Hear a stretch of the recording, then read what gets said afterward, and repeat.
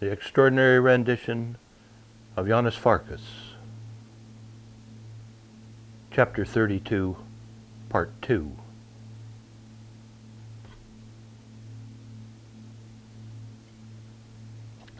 The next time his cell door opened, he was jerked to his feet. His hands were manacled behind his back and a black bag placed over his head. Between the strong grip of two guards, he was frog-marched out. When the bag was taken off, he was on the other side of the one-way mirror. "Hello," he said to the mirror, as the guards took off his manacles and strapped him to the wooden chair in the center of the room.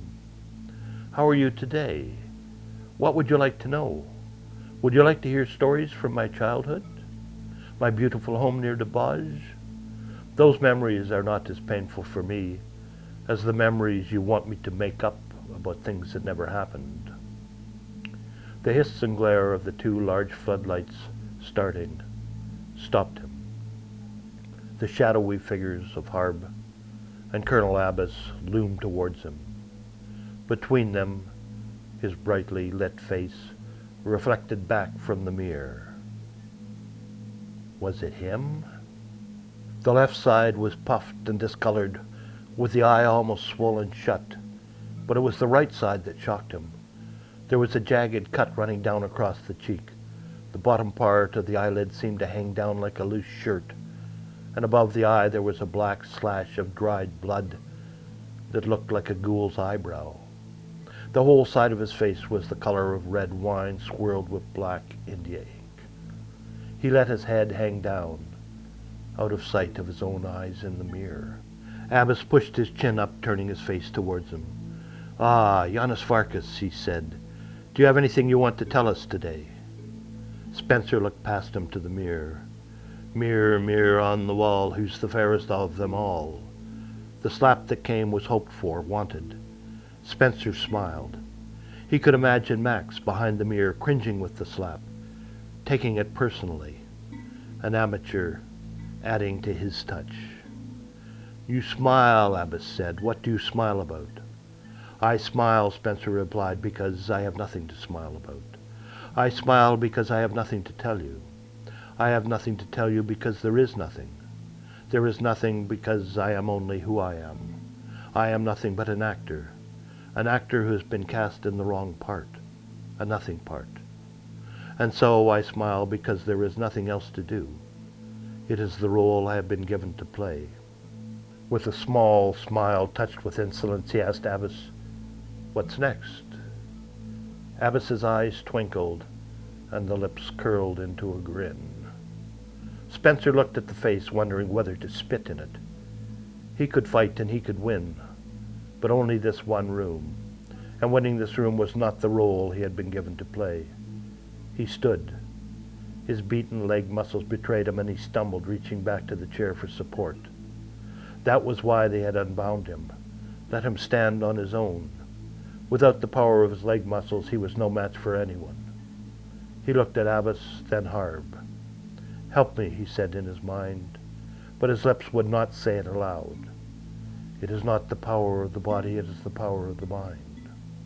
He willed himself to make the short walk to the waterboard table, and with each step, his mind became surer, his muscles more obedient.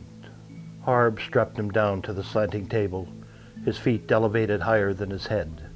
A cloth was put over his head, cutting the light. The cloth smelled of mold.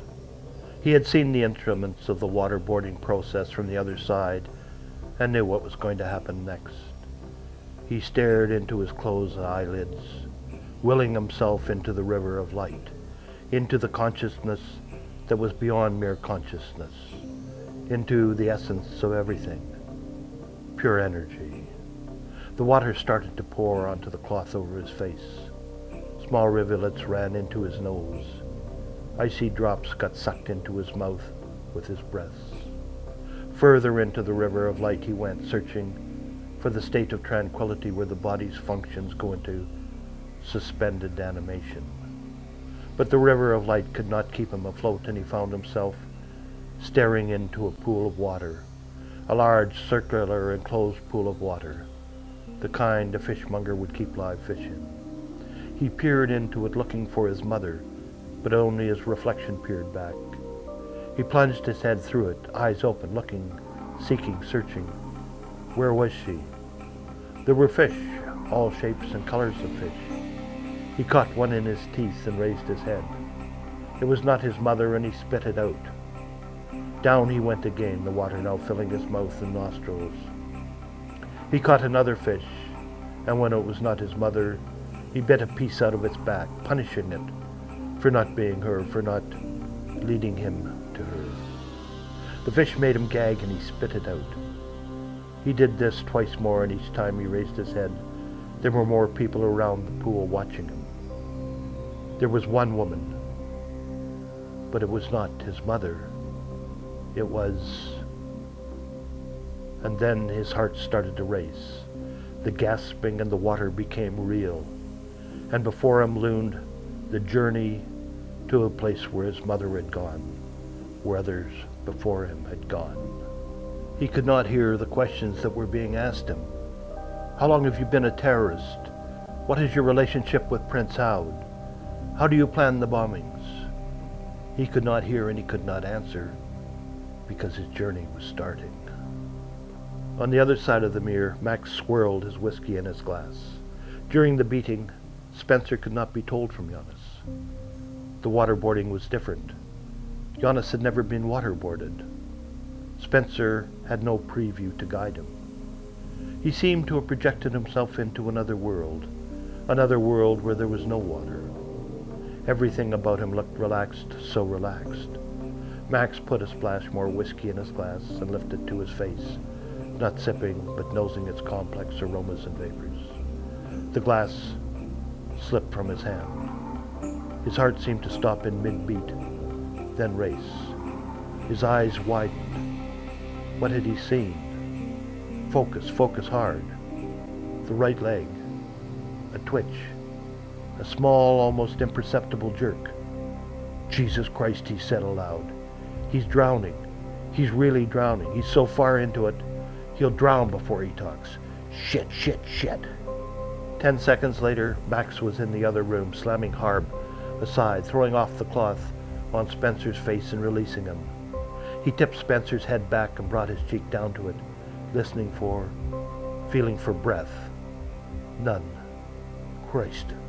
Pinching the nose, he put his mouth over Spencer's and gave him 5 full breaths of air before rhythmically pumping hard on his breastbone. 1,001, 1,002, 1,000. Breathe, Spencer, breathe. And then he realized what he had just said. The waterboarding had gotten out of him what it could not get out of the other man. That it was Spencer, not Farkas, lying there.